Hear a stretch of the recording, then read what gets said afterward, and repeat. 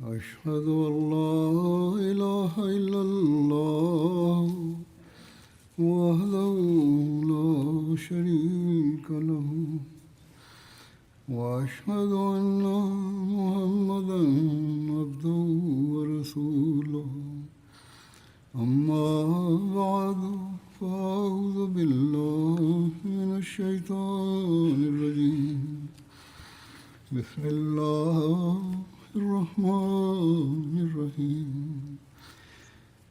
الحمد لله رب العالمين الرحمن الرحيم مالك يوم الدين إياك نعبد وإياك نستعين اهدنا الصراط المستقيم صراط الذين أنعمت عليهم غير المغضوب عليهم ولا الضالين.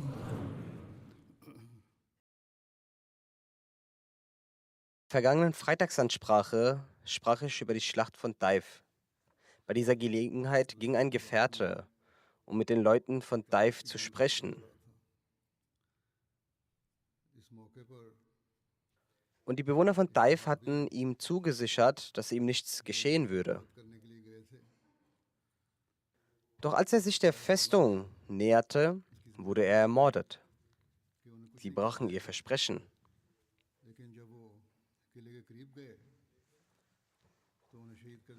Trotz dieses Vertragsbruchs der Bewohner Taifs gab der heilige Prophet sallallahu alaihi wasallam seine Bemühungen um Versöhnung nicht auf. Der heilige Prophet sallallahu alaihi wasallam sandte erneut Hazrat Hanzala bin Rabi zu den Bewohnern Taifs. Als sich dieser der Festung näherte und die Nachricht über das Gespräch mitteilte, kamen einige von ihnen für das Gespräch raus. Hazrat Hanzala sagte zu ihnen: Möchtet ihr Versöhnung oder nicht? Statt etwas zu sagen, fingen sie an, Hazrat Hanzala anzugreifen. Sie griffen ihn und versuchten ihn in die Festung mit reinzunehmen. Daraufhin sagte der heilige Prophet sallallahu alaihi wasallam: Wer ist bereit, Hanzala zu retten? Wer ihn zurückbringt, erhält denselben Lohn wie alle unsere Mujahideen. Hazrat Abbas eilte daraufhin los und befreite Hazrat Hanzala aus den Händen der Ungläubigen. Auf dem Rückweg warfen die Feinde Steine von der Festung, doch sie blieben vor der Steinigung der Ungläubigen geschützt.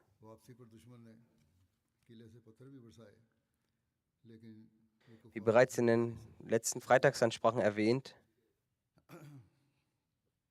hatten die Bewohner von Taif und Hawazin familiäre und tiefe wirtschaftliche Beziehungen zu den Bewohnern Mekkas, insbesondere zu den Quraysh, unter anderem durch Eheschließungen.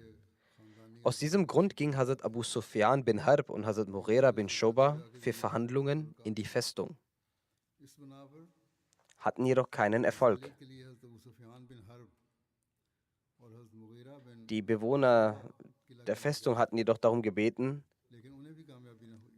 dass er Muhammad sallallahu ausrichten lässt, dass er ihre Gärten verschonen möge, um Allahs Willen und der verwandtschaftlichen Bande wegen.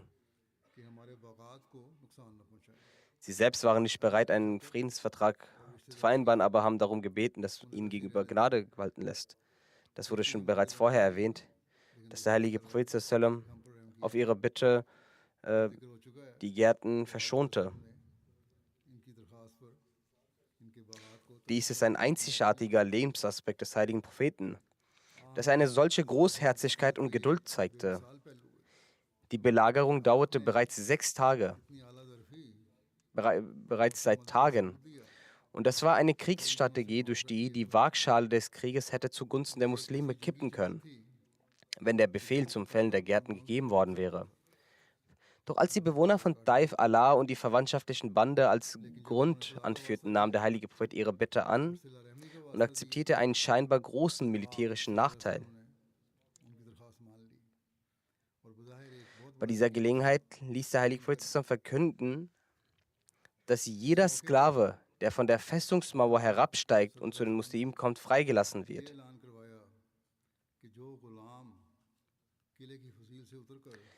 Daraufhin kamen 23 Sklaven und schlossen sich den Muslimen an. Der heilige Prophet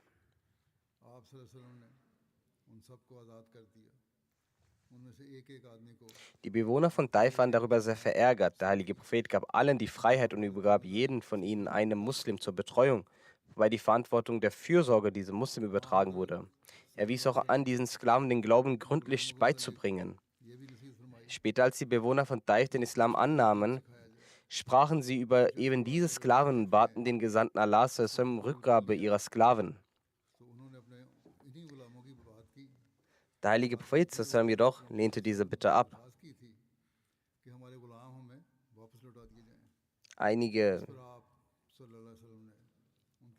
Einige dieser Sklaven machten sich in der islamischen Geschichte durch Frömmigkeit und der Gottesfurcht einen Namen. Darunter Hazrat Abu Bakr. Bei einer Gelegenheit bat Uaina bin Hisn Fazari den heiligen Propheten um Erlaubnis, in die Festung zu gehen, um die Banu Saqif zum Islam einzuladen. Uaina bin Hisn war während der Schlacht der Gräben der Anführer der Banu Fazara auf Seiten der Ungläubigen.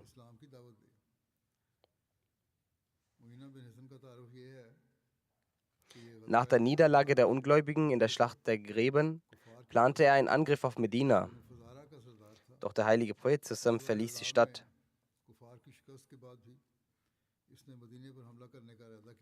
Und hielt ihn vor dem Angriff ab.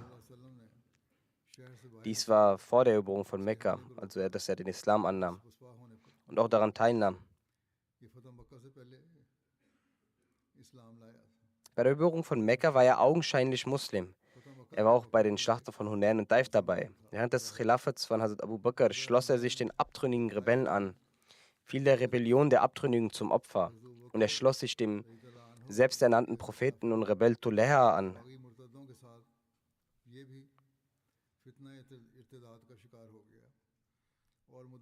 Und er leistete ihm auch den Treueid. Gemeinsam mit ihm kämpfte er gegen die muslimischen Streitkräfte.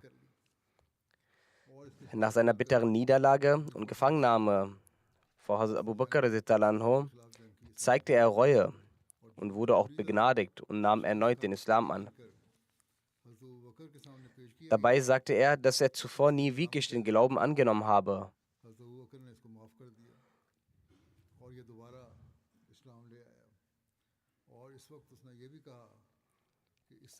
Es wird berichtet, dass Suena ein aufbrausender und rauer Mensch war. Ein bekannter Krieger und Anführer seines Stammes war er. Der heilige Prophet nannte ihn daher Al-Ahmaku Matao genannt hat. Das bedeutet ein törichter Anführer.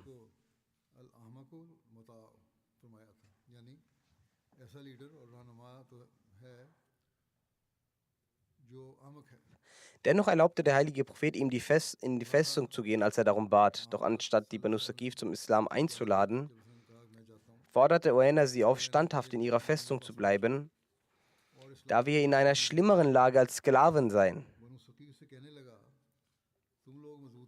In einer Überlieferung findet man auch die Worte, dass er sagte: Verlasst unter keinen Umständen die Festung und lasst euch von nichts beeinflussen oder beunruhigen. Als Uaina zurück zum heiligen Propheten kam, fragte er ihn: Uaina, was hast du diesen Menschen gesagt? Er sagte: Ich habe sie dazu eingeladen, den Islam anzunehmen und habe sie vor dem Höllenfeuer bewahrt und ihnen den Weg zum Paradies gezeigt. Wohingegen Allah, der Allmächtige, dem heiligen Propheten bereits durch eine Offenbarung die Wahrheit gesagt hat, was er tatsächlich gesagt hat. Der heilige Prophet sagte: Du lügst, du hast dies und das zu ihnen gesagt. Und wiederholte alles, was Uaina in der Festung gesagt hatte. Als Uaina das hörte, war er sprachlos und sagte: O Gesandter Allahs, Sie sprechen die Wahrheit. Ich bereue meine Tat vor Ihnen und vor Allah.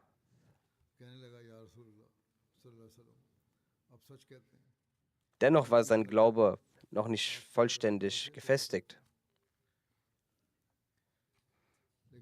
Angesichts der Belagerungssituation beriet sich der heilige Prophet mit Hazrat Naufel bin Muawiyah Delhi. Dieser sagte, es ist, als sei ein Fuchs in seiner Höhle gefangen. Wenn ihr ihn angreift, fangt ihr ihn. Lasst ihr ihn aber frei, hat er keine Macht zu schaden. Der Fuchs zieht sich einfach in seine Höhle zurück.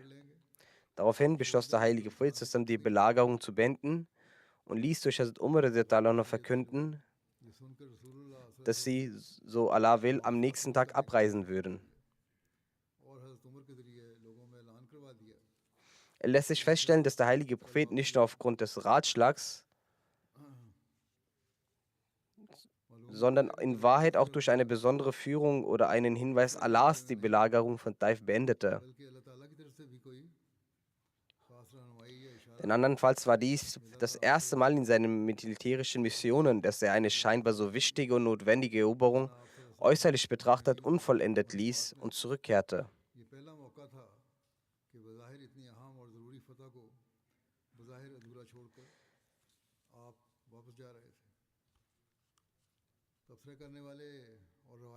Was auch immer Kommentatoren oder Schreiber von Überlieferungen schreiben mögen, sehen wir in der Geschichte, dass Allah dem heiligen Propheten in weit schwierigeren und scheinbar unmöglichen Schlachten außergewöhnliche Siege und Hilfe gewährte. Die Siege über die Banu Qurayza und in der Grabenschlacht sind klare Beispiele dafür. Auch die Schlacht von Hunain war damals ein nicht lange zurückliegendes Beispiel. Wie könnte man sie vergessen? Einige Mekkaner waren auch bei Hunain überzeugt, dass der heilige Prophet zusammen besiegt werden würde. Und eine Gruppe von ihnen hatte sich nur angeschlossen, um sich seine Niederlage anzuschauen. Doch selbst zu diesem Anlass wandelte Allah eine sichere Niederlage in einen erstaunlichen, außergewöhnlichen und historischen Sieg um. In Taif hatte sich ebenfalls jenes in Hunain geschlagene und geflohene Heer versteckt und kauerte in der Festung. Im Lichte der Bilder dieser vorherigen göttlichen Unterstützung wäre die Eroberung von Taif kein besonderes, schwieriges oder unmögliches Unterfangen gewesen. Doch der heilige Prophet akzeptierte scheinbar diese Niederlage und kündigte das Ende der Belagerung an. Dies zeigt in weit einen sehr strahlenden Aspekt der Biografie des heiligen Propheten. Seine Feldzüge folgten nicht aus irgendeinem eigennützigen Impuls heraus oder Beute zu verlangen oder Ländereien zu erobern. Vielmehr waren jede seiner Handlungen, Tun und Unterlassen, seine Worte und Taten dem Willen des allwissenden und allkundigen Gottes unterworfen. Sein gesamtes Leben war der Ausdruck des Verses Qul innis salati wa nusuki wa mahyaya wa mamati lillahi rabbil alamin. Sprich, mein Gebet und mein Opfer und mein Leben und mein Tod gehören Allah, dem Herrn der Welten.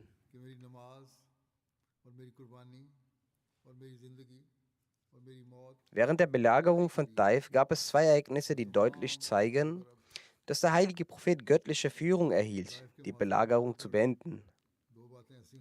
Daraufhin kündigte er sofort das Ende der Belagerung an. In diesem Zusammenhang gibt es die Erwähnung eines Traums des heiligen Propheten. Ibn Hisham schreibt, der heilige Prophet sagte während der Belagerung von Taif zu Abu Bakr, O Abu Bakr, ich habe heute Nacht im Traum gesehen, dass mir ein Geschirr voller Butter als Geschenk gebracht wurde. Doch ein Hahn pickte darauf, sodass dieses Geschirr umfiel. Abu Bakr sagte, ich glaube, dass sie diesmal nicht das erreichen werden, was sie von den Saqif erhoffen. Damit meinte er den Stamm Banu Saqif. Damit meinte er, das bedeutet, diese Belagerung, ob sie nun unseren Gunsten ist oder so, wie wir es uns gedacht haben, es scheint schwierig, einen Sieg zu erringen. Der heilige Prophet sagte, auch ich denke, dass dies derzeit nicht möglich ist. Auf diese Weise.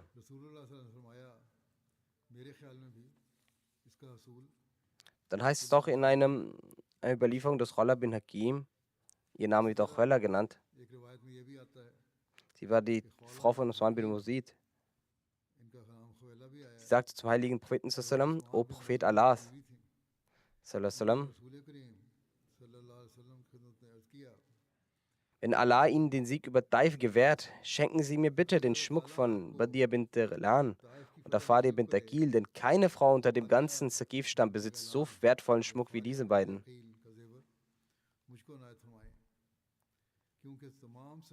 Der heilige Prophet sagte ihr,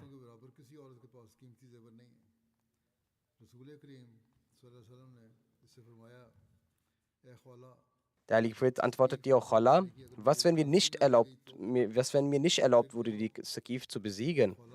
Chala ging fort und erzählte Hazrat Umar davon. Hazrat Umar kam zum heiligen Propheten zusammen und sagte, O Gesandter Allahs, was hat Chala da gesagt? Sie behauptet, sie hätten das zu ihr gesagt.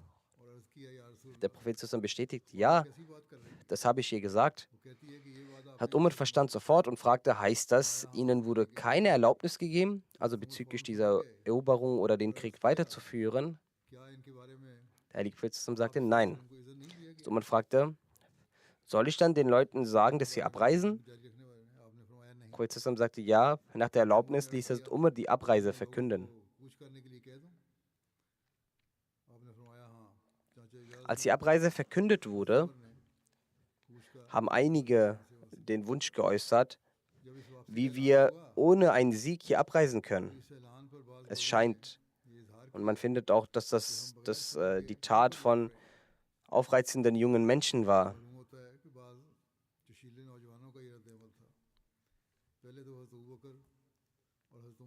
Sie gingen zu Hazrat Abu Bakr und Hazrat Umar und fragten sie, den Propheten zu bitten, die Belagerung bis zum Sieg fortzusetzen. Doch beide sagten, dass was auch immer der Prophet entschieden hat, richtig sei. Hazrat Abu Bakr und Hazrat Umar lehnten es also ab.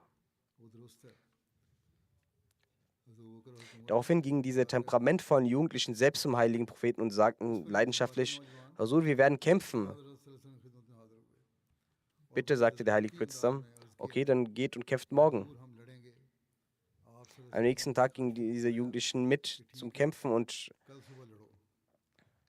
kamen voller Wunden zurück. Daraufhin sagte der heilige Prophet zusammen, wir werden inshallah morgen abreisen. Also der Kampf hat also keinen Nutzen gebracht und sie kamen mit Wunden heim. Da äußerten auch sie alle ihre Freude und der heilige Prophet lächelte, als er die Änderung in ihrer Meinung sah.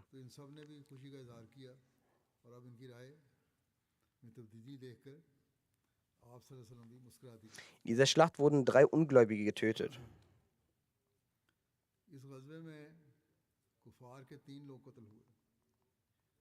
Man weiß aber nicht viel über ihren Tod, weil sie in ihrer Festung verschanzt waren. Genauso findet man auch keine genaue Anzahl der Verletzten unter den Muslimen. Es gibt Berichte über ein paar Verletzte. Darunter Abu Sufyan bin Harb, der durch die Bogenschützen der Ungläubigen verletzt wurde. Ein Pfeil traf sein Auge, sodass es herausfiel. In diesem Zustand kam er mit dem Auge in der Hand zum heiligen Propheten sallam und sagte,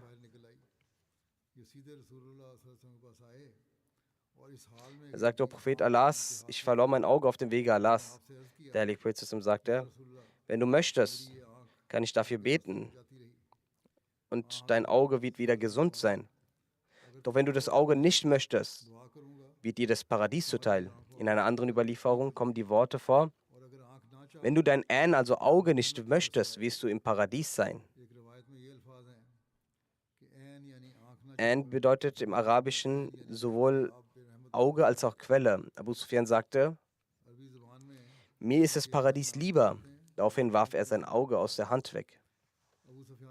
Dies ist derselbe Abu Sufyan, der bis zur Eroberung Mekkas ein erbitterter Feind des Islam war und in der Schlacht von Uhud der Feldherr der Armee der Ungläubigen war.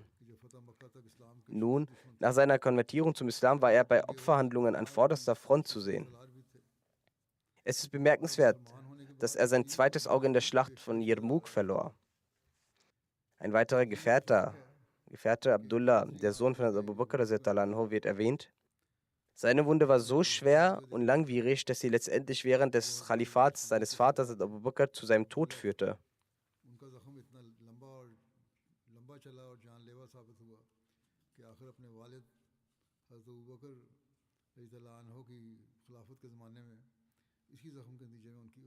In dieser Schlacht fielen 12 Gefährten als Märtyrer. Ihre Namen sind Said bin As, also Urfata bin Janab, also Abdullah bin Abi Umayya, also Abdullah bin Amir, also Saib bin Haris und sein Bruder Abdullah bin Haris, also Juleha bin Abdullah, also Thabit bin Jazam, also Haris bin Sahal, also Munzir bin Abdullah, also Ruqaym bin Sabit und also Abdullah bin Abu Bakr, der später verstarb. Während dieser Schlacht begleiteten den heiligen Propheten zwei seiner reinen Ehefrauen, Hazrat Salama und Hazrat Zainab. Für beide wurden zwei Zelte errichtet. Der heilige Prophet verrichtete während der Belagerung seine Gebete zwischen diesen beiden Zelten.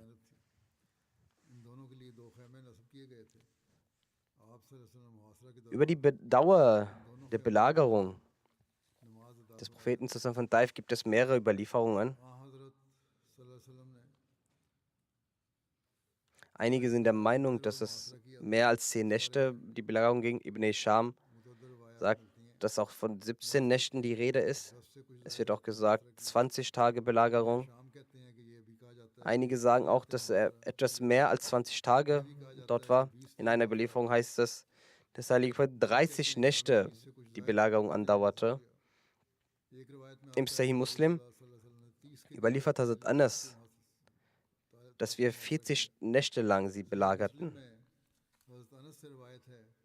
Als die Zeit der Abreise kam, sagte der heilige Prophet, kehrt, rezitieren zurück, Aibuna, Taibuna, Lirabbina, Hamidun. Wir sind Zurückkehrende, um Allah Umkehrende, Allahs Anbeter und Lobpreiser unseres Herrn. Es wurde dem heiligen Prophet gesagt, O Gesandter Allahs,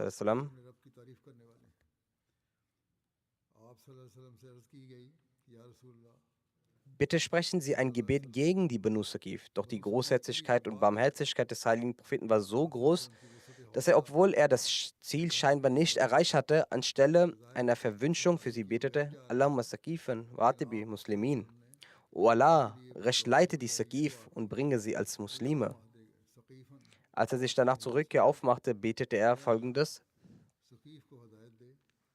Allahumma ahdi, Allahumma ahdihim, waqfina, mu'anatahum.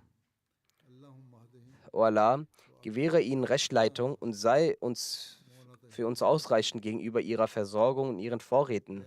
Das wahre Ziel des heiligen Propheten war ja schließlich, dass sich die verlorenen und irregangenen Schöpfungen wieder zu ihrem Schöpfer wenden. Schließlich nahm Allah dieses Gebet des Propheten so an, dass innerhalb eines Jahres im Ramazan des 9. Jahres der Hijra die gesamten Bewohner von Taif zum Islam konvertierten. Also Muslim hat auch darüber geschrieben.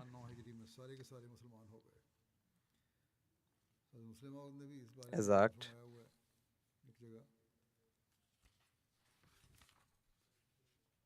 der heilige Prophet ging nach Taif, jene Stadt, dessen Bewohner ihn einst steinigen wollten und ihn aus der Stadt vertrieben. Der heilige Prophet belagerte einige Tage lang die Stadt, doch aufgrund der Meinung einiger, dass diese Belagerung sinnlos sei. Und was kann diese eine Stadt schon in ganz Arabien anrichten, hat der heilige Prophet die Belagerung beendet. Und die Bewohner von Taif nahmen später auch den Islam an.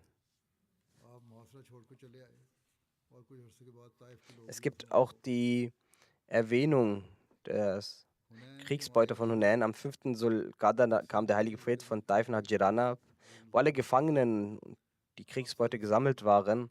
Auf seine Anweisung hin wurden die Gefangenen so gut behandelt, dass für sie provisorische Unterkünfte gebaut wurden, um sie vor der Kälte zu schützen.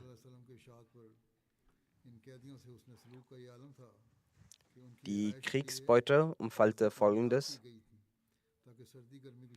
6000 Sklaven und Sklavinnen, ihre Unterkunft wurde versorgt. In einigen Überlieferungen spricht man sogar von 8000. Es ist nicht wie in den heutigen Kriegen, was die Feinde tun, dass sie die Häuser zerstören, wie es aktuell auch in Israel geschieht. Hier wurde sogar für sie Wohnraum für die Gefangenen geschaffen, von 6.000 bis 8.000.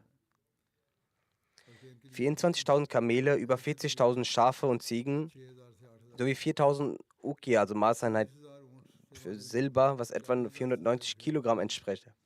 Nie zuvor hatten die Muslime eine solche Menge an Beute erhalten.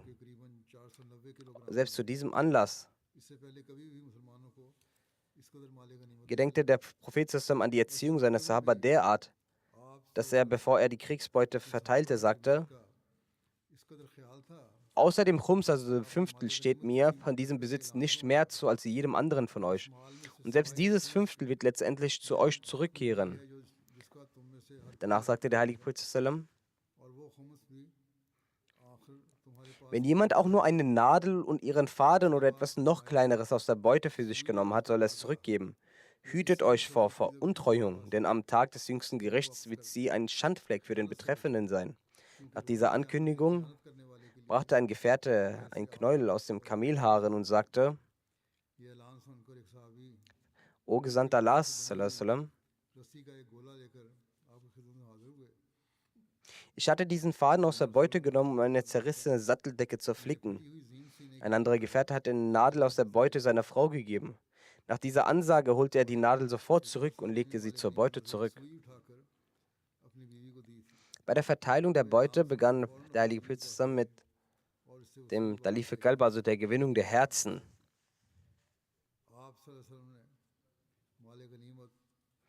Sie waren die großen Personen der Araber, die großen Persönlichkeiten, denen es zuerst etwas gab. In ihren jeweiligen Stämmen hatten sie eine angesehene, ehrenvolle Stellung. Um sie zu besänftigen, gab er ihnen Gaben. Manchen gab der heilige Prophet 100 Kamele, anderen 50, zusätzlich Silber und Sklaven. In einem Biografiewerk wird berichtet, dass Abu Sufyan bin Harb 100 Kamele erhielt.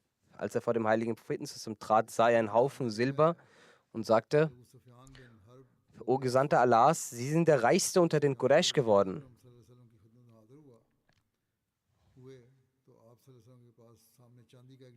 Der heilige Prophet lächelte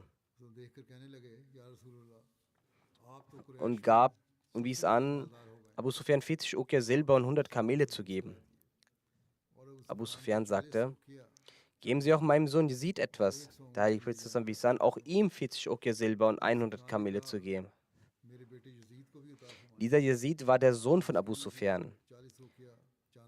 Der Yazid, der in der Geschichte allgemein berüchtigt ist, war hingegen sein Enkel, also der Sohn von Hazrat Muawiyah. Abu Sufyan sagte: Geben Sie auch meinem zweiten Sohn Muawiyah etwas. Der heilige Prophet wies an, auch ihm 40 Ukiya Silber und 100 Kamele zu geben. Daraufhin sagte Abu Sufyan: Meine Eltern seien für sie geopfert. Sie sind großzügig. Ich habe Kriege gegen sie geführt. Und welch hervorragender Krieger sie doch sind. Dann habe ich Frieden mit ihnen geschlossen. Und was für ein guter Friedensstifter sie doch nur sind. Möge Allah es ihnen mit Gutem vergelten. Unter den angesehenen Persönlichkeiten Mekkas war auch Hakim bin Hizam.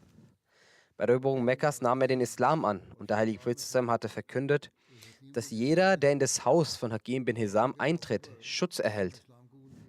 Hakim war der Neffe von Hazrat Khadija. Der heilige Prophet gab ihm 100 Kamele. Hakim selbst berichtet: Ich bat um weitere 100 Kamele und er gab sie mir. Ich bat um nochmals 100 und erneut gab er mir weitere 100 Kamele. Dann sagte der heilige Prophet: O Hakim, dieser Besitz ist gut und süß. Es ist gut. Wer ihn ohne Gier des Herzens nimmt, wird darin Segen finden.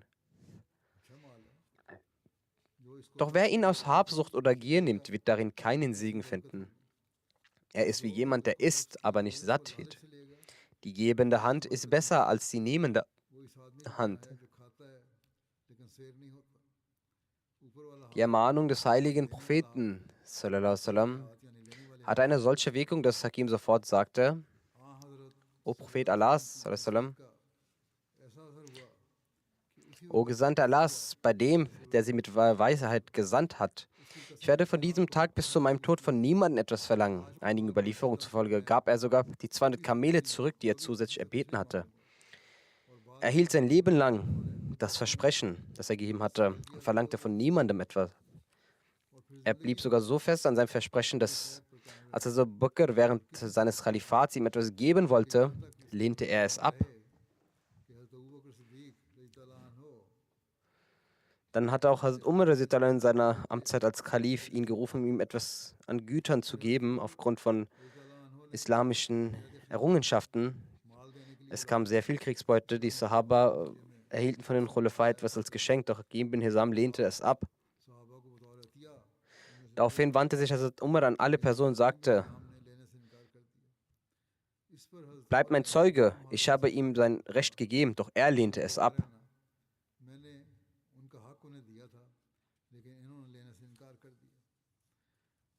Zu denjenigen, die von der Großzügigkeit des heiligen Propheten profitierten, gehörte auch Safwan bin Umayya, ein Anführer Mekkas. Er war derselbe Safwan, den der heilige Prophet sallam während der Schlacht von Hunain als Laie verschiedene Kriegsgüter nahm. Obwohl er damals noch ein Ungläubiger war, nahm er in der Schlacht von Hunain teil. Einigen Überlieferungen zufolge hatte Safwan insgeheim eine Gelegenheit zu finden, den heiligen Propheten zu töten oder die gegnerische Armee, die Muslime, besiegt. Doch während dieser Schlacht begann sich sein Herz zu wandeln. Als die Zeit für die Verteilung der Kriegsbeute kam, gab ihm der heilige Prophet 100 Kamele. Laut einer Überlieferung Sahih Muslim sogar 300 Kamele.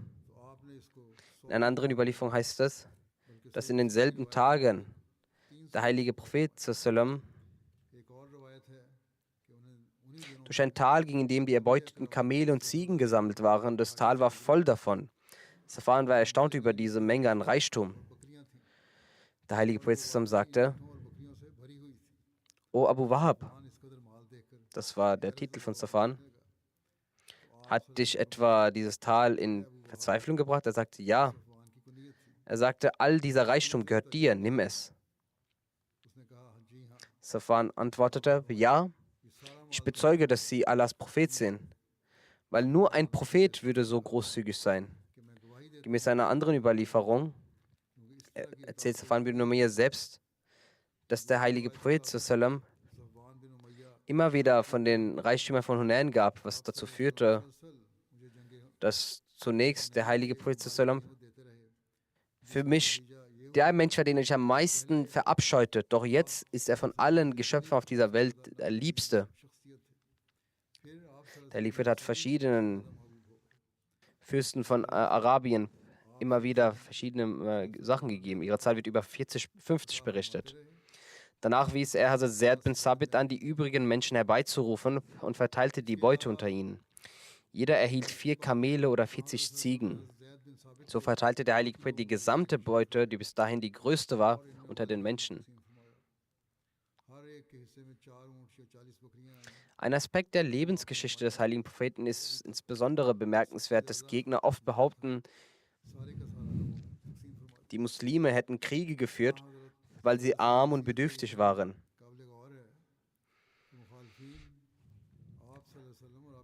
Und es ihnen an Reichtum mangelte. So wäre auch nur ein Funken an Wahrheit darin, dann würde bei der Verteilung der Beute von Hunain anders ausgehen. Doch hier sehen wir, dass ein großer Teil der Beute zur Herzensbindung an andere und den Anführern der Quraysh verteilt wurde.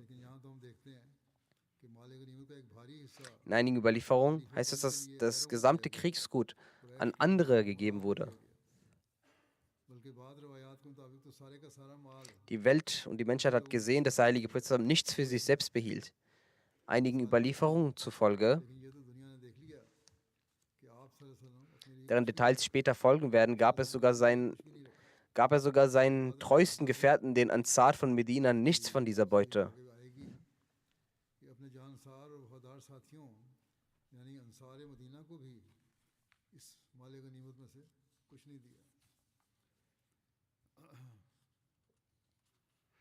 Eine Weisheit, wieso der Heilige Prophet in Quraysh das gibt, war in Yutito Quraysh, Ta'allafam, Lelnam Hadithun, Jahiliya. Die Zeit des Unglaubens, das bedeutet, ich gebe es den Quraysh, um ihre Herzen zu versöhnen, denn sie haben erst kürzlich den Unglauben aufgegeben und ihr Glaube ist noch nicht so stark. In einer anderen Überlieferung von Bukhari heißt es, dass der heilige Prophet sagte, Inna Quraishin hadith ahdan jahliyatin wa musibatin wa inni aradtu an ajbara wa ta'allahum wa ta'allafahum. Das bedeutet, die Zeit des Unglaubens der Quraysh sowie ihres Verderbens und ihrer Zerstörung liegt noch nicht lange zurück. Mein Ziel ist es, ihren Verlust auszugleichen und ihre Herzen zu versöhnen. Die gesegneten Auswirkungen dieser weisen Verteilung großzügiger waren so tiefgreifend, dass jene, die einst nach seinem Blut dursteten, ihn nun als den edelsten und liebenswertesten Menschen der Welt betrachteten. Diejenigen, die einst bereit waren, alles zu geben, um den Islam zu zerstören, waren nun bereit, ihr Leben für den Schutz des Islam und des heiligen Propheten zu opfern.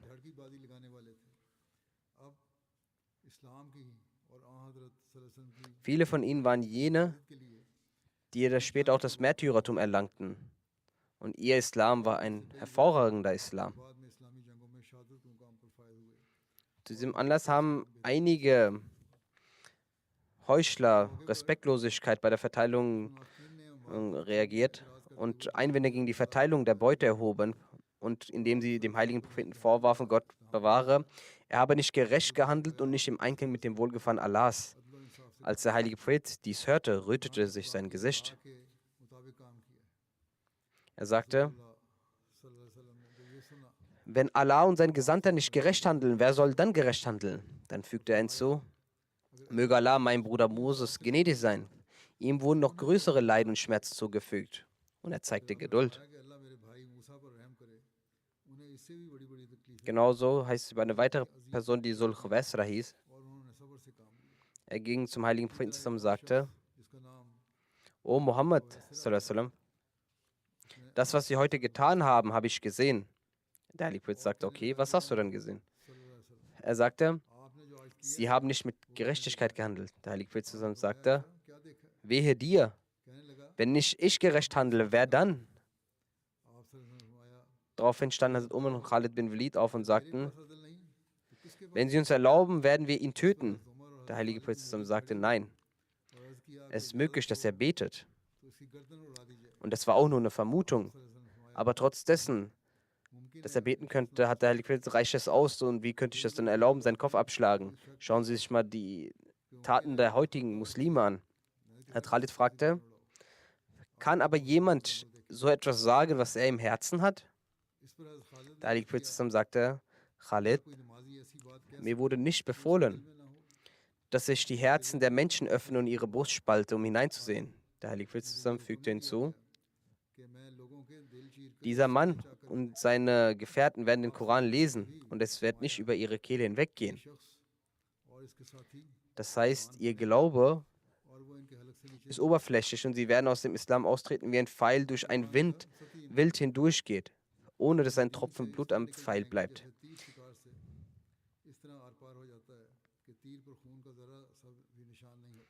Ihr werdet eure Gebete und euer Fasten im Vergleich zu ihren Gebeten und ihrem Fasten für gering halten. Das bedeutet, sie werden äußerlich lange und regelmäßige Gebete verrichten und streng fasten.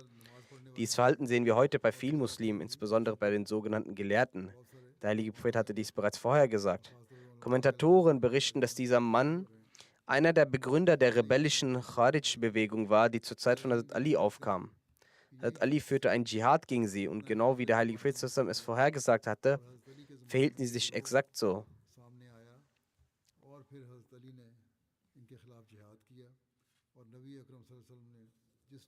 Also Muslim sagt, eine Person namens Sul Khawesra kam zum heiligen Propheten und sagte, O Muhammad, was du heute getan hast, habe ich gesehen. Der heilige Prophet sagte, was hast du denn gesehen? Er sagte, ich habe gesehen, dass sie ungerecht gehandelt haben und nicht gerecht waren. Gott bewahre. Der heilige Prophet sagte, wehe dir, wenn ich nicht gerecht gehandelt habe, wer auf dieser Welt könnte dann gerecht gehandelt haben? In diesem Moment erhoben sich die Gefährten voller Eifer. Als dieser Mann die Moschee verließ, sagten einige der Gefährten, O Gesandter Allahs, dieser Mann verdient den Tod. Erlauben Sie uns, ihn zu töten. Heutzutage wird viel über die Blasphemie gegen den Propheten geredet. Aber schauen wir uns dieses Beispiel an. Der Heilige Prophet sagte, wenn dieser Mann das Gesetz einhält, wie können wir ihn denn töten? Mit anderen Worten, wer sich an unsere Regeln und Gesetze hält, dann ist es in Ordnung. Es gibt keinen Grund, ihn zu töten. Die Gefährten fragten, O Gesandter Allahs, ein Mensch tut offensichtlich etwas anderes und hat im Herzen etwas anderes. Ist er nicht berechtigt, dass man ihn straft? Der Heilige Prophet sagte, mir hat Gott nicht befohlen, dass ich über die Gedanken der Menschen urteile. Mir wurde geboten, dass ich über die Taten der Menschen urteile. Dann sagte der Heilige Prophet, er und seine Verbündeten werden eines Tages gegen den Islam rebellieren. Ja, ich sage euch, jetzt strafe ich sie nicht. Doch wenn sie rebellieren, dann werden sie auch die Strafe erhalten. So kam es doch, dass zu Zeiten von Hazrat Ali, dieser Mann und die Leute seines Stammes, die Anführer der Rebellen waren, die gegen Hazrat Ali aufgaben und als Khawarij bis heute bekannt sind. Inshallah wird der Rest in Zukunft fortgesetzt.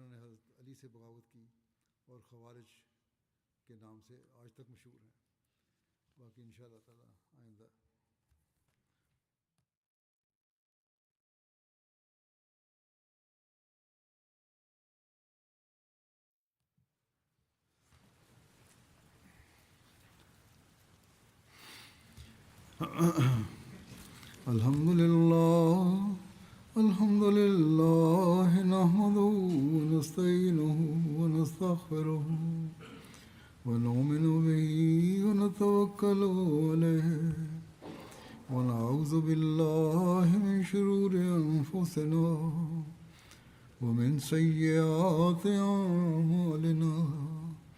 Man yahdihillahu fala mudilla lahu ومن يضلل فلا هادي له ونشهد أن لا إله إلا الله ونشهد أن محمدا عبده ورسوله عباد الله رحمكم الله إن الله يأمر بالعدل والإحسان وإيتاء ذي القربى وينهى عن الفحشاء والمنكر والبغي يعظكم لعلكم تذكرون اذكروا الله يذكركم وادعوه يستجب لكم ولذكر الله أكبر.